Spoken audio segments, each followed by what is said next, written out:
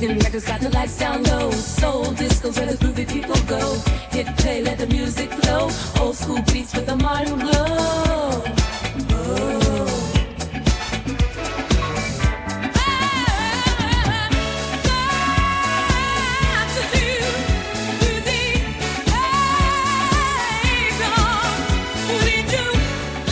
Hello everybody and a very warm welcome back to the latest episode of Hidden Jewels of Soul and Disco. I do hope you're doing absolutely fantastic. In this week's episode I'm featuring the Rhythm Makers.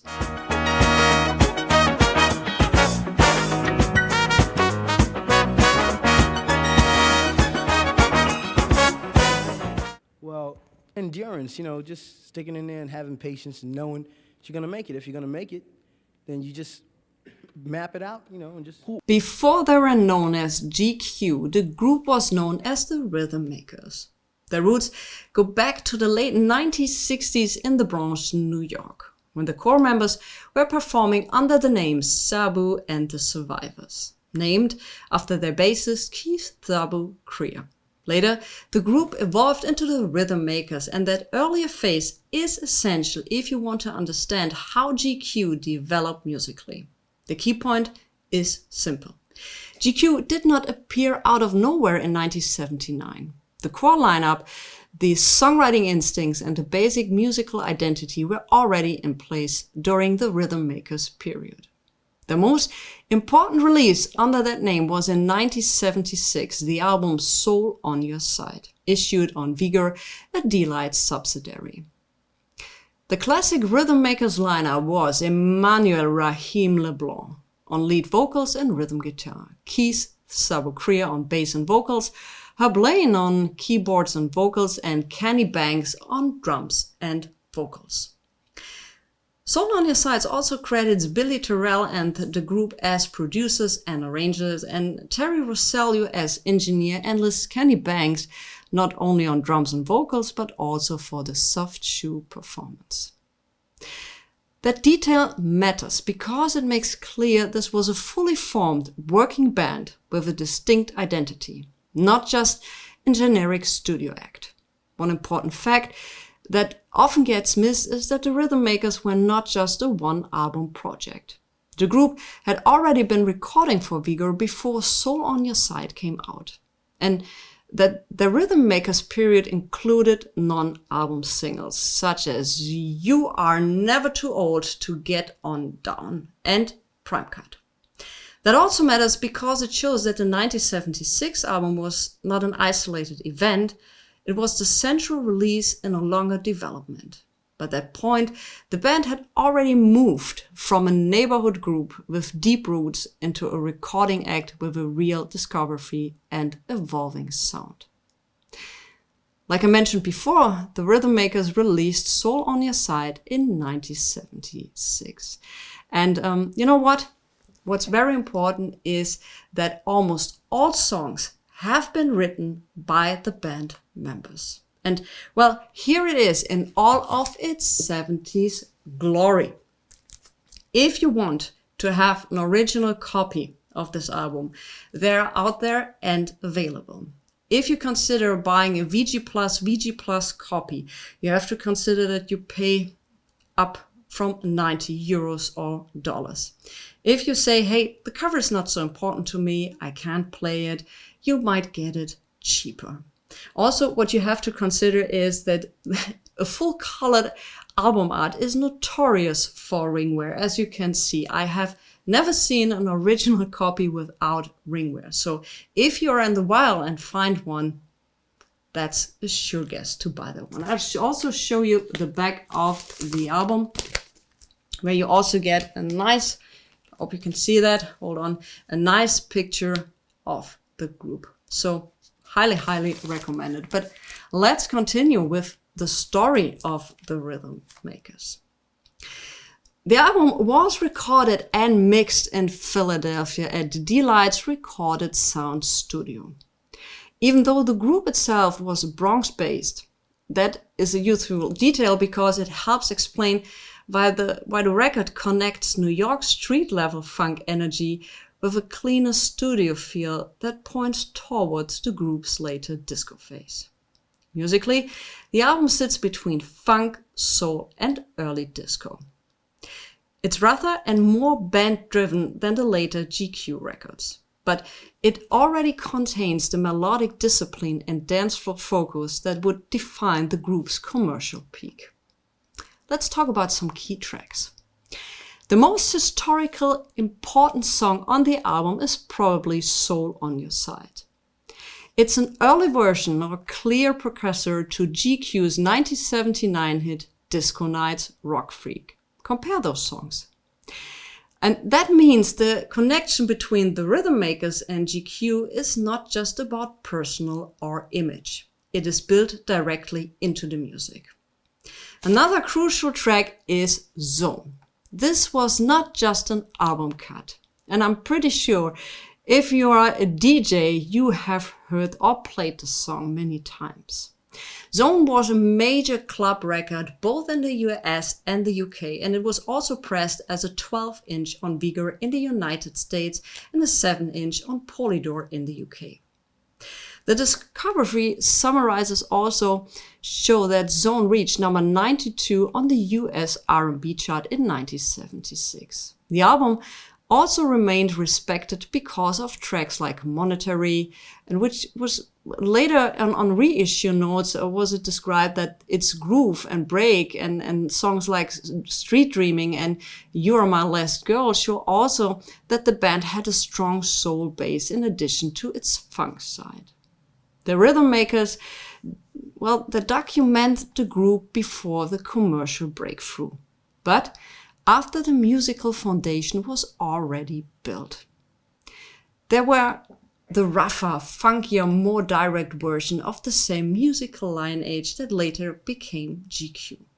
This is also why Soul on Your Side has lasted. It is not just a collectible because it's rare. It matters because it captures a band in transition. Rooted in Bronx funk and soul, but already moving toward that smoother dance music that would soon bring wider success. The next major turning point was a lineup change. Kenny Banks left and Paul Service replaced him on drums in 1978. That change is placed right at the moment when the band began moving towards its better-known GQ identity.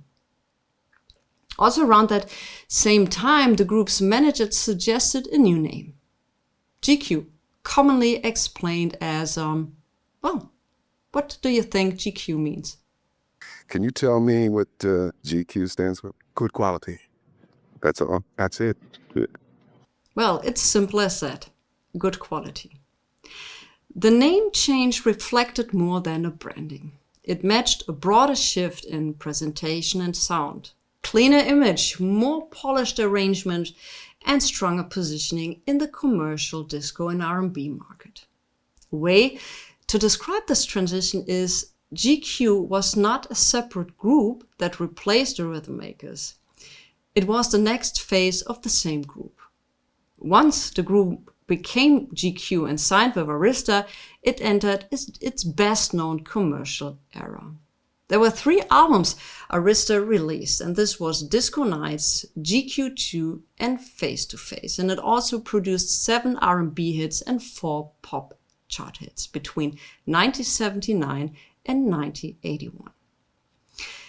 Let's talk about the charts because they give a clear picture of that peak. Are you ready? All right. We have Disco Nights reaching number 2 on the US R&B charts and number 13 on the US pop charts.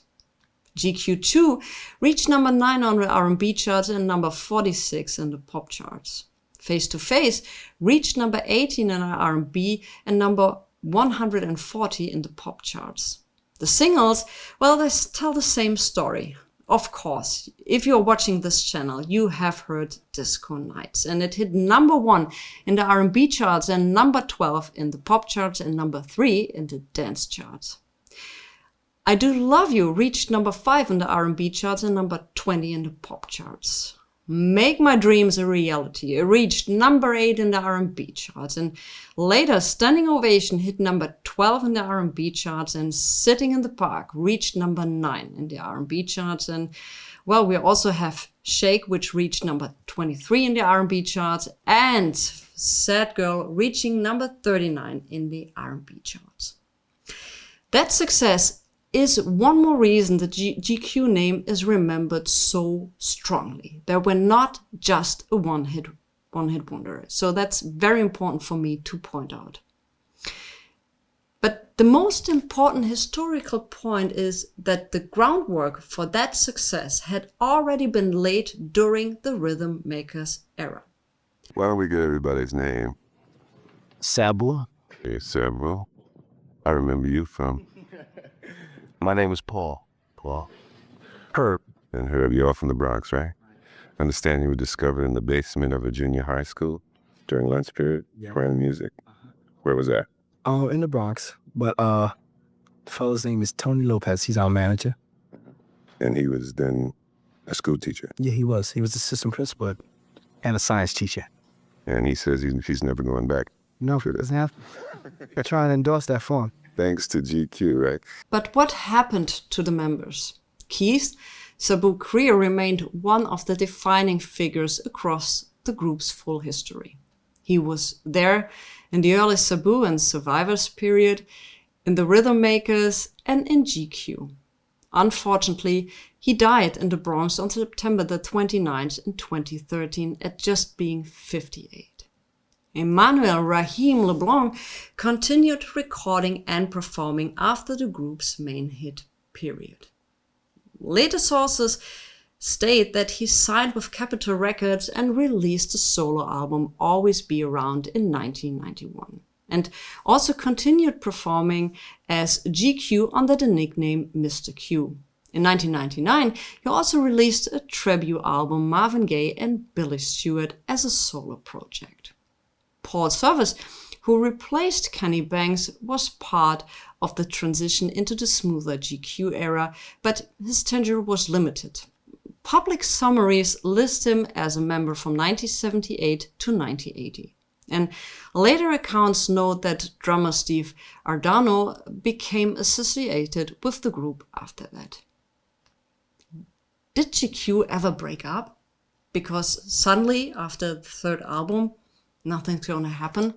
Well, there does not appear to be one single cleanly documented official breakup date for GQ. The more accurate description is that the classic hit-making version of the group reached the end of its main run by 1982.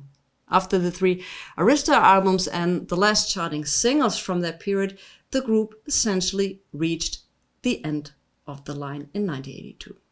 But the group did not simply vanish overnight. Discography listings show later activity, including in 1984 the single You Are the One for Me. And later live and legacy versions of the group continued through LeBlanc and others. GQ did not end in one dramatic public breakup. It gradually lost its original form and continued in altered versions afterwards. The Rhythm Makers period has been reassessed in later years. Something I also highly recommend is the 2016 anthology Standing Ovation, the story of GQ and the Rhythm Makers from 1974 to 1982. And it deliberately presents both names as one continuous history. This is important because it shows that the Rhythm Makers are not or are no longer treated as just a forgotten prelude. They are now recognized as the first phase of the same musical lineage that later became GQ. The second reason is that the music itself holds up. Later reviews of the anthology argue that the real discovery is often the Rhythm Makers material, especially Zone, Monterey, and Soul on your side, because those recordings reveal how much of GQ's later success was already present in raw form. That is the real story. The Rhythm Makers were not just the band before GQ, they were the foundation of GQ. And I highly, highly recommend that you check out their material. You find it on YouTube and you also find it on Spotify. And once again, if you are interested in an original copy, and there are also reissues available for around 20 to 30 euros. And once again, finding a clean original copy cover-wise and also from the record is likely more expensive.